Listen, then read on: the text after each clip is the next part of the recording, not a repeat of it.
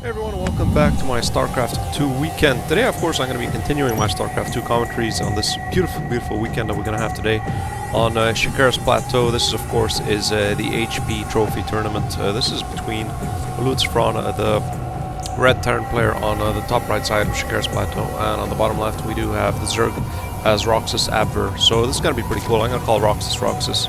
So Roxas and Lucifron, this is going to be Z versus T. So anyways, so far nothing really obviously happening. The people are of course joining up. Let's just speed the game up a little bit to speed up exactly what's going on. We do have Roxas sending off the Overlord to scout out what he can scout out, but nothing so much happening so far there. We do have the supply depot here, so we're probably going to have the barracks being dropped down as well, and probably another supply depot to make that wall off to prevent those Zerglings from rushing Lucifron.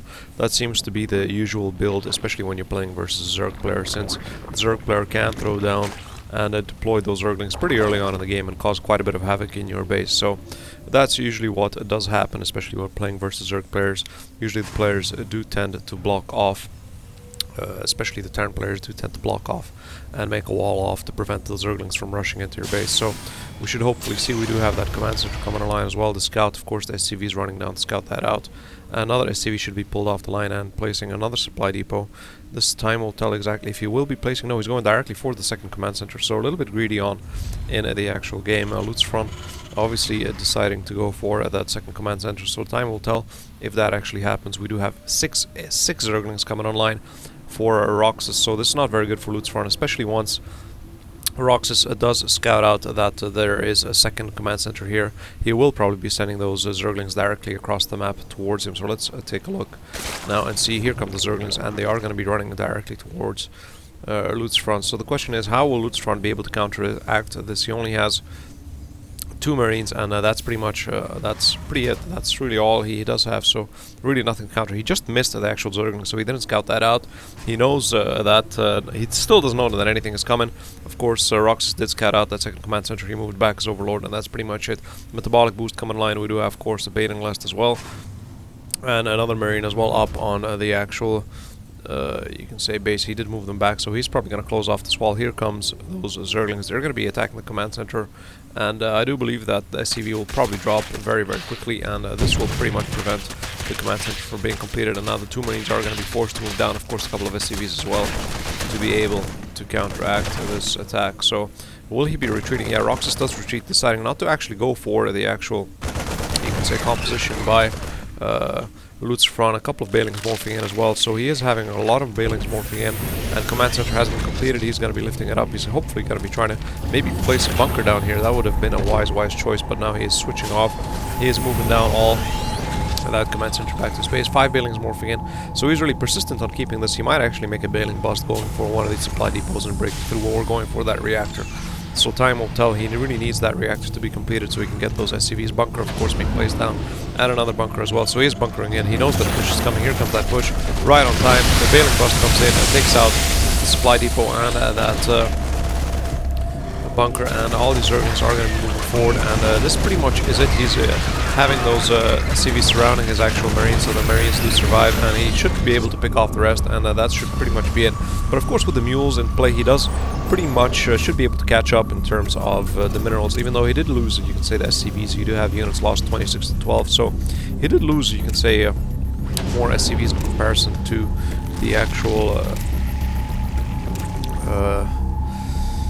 two actual Roxas, so more Bailings. So he is really persistent on keeping this. I don't know, maybe a bunker would be wiser to keep it a little bit away like that. The actual explosion of those Bailings won't actually affect the bunker, and the bunker won't drop directly after. So this is a question if that will be effective. Here comes another bust, and I don't believe that he'll be able to survive this one. This is a very effective bust, and that supply depot does manage to drop. We do have 1 Bailing in play. He's going down for the actual production line. Of course, all those SCVs are pretty much going to be mopped up very nicely, and this Hellion is obviously going to be providing a little bit of, you can say, support, and that's pretty much it. I do believe he did drop one of those Zerglings, and that's pretty much it. He's rebuilding the supply depot again and putting another bunker back, so like that he could take out any of the Zerglings streaming across the map. So will this be it for the actual counters? So far that is it for the actual counters. Rox is of course still building off that one base, nothing really special happening. We do have a starport coming up as well, so hopefully those medevacs. Do we have a reactor here? No. Tech lab. So the question is he going to be using that tech lab for the actual factory? No, he's not. So he's going to be teching up with the starport. It means we're going to have a couple of Banshees into play, which is very, very smart in terms of Lucifron. He's going to be having that initial harass coming down with those hopefully Banshees. So let's see how effective that's going to be. We do have 2 Hellions countering.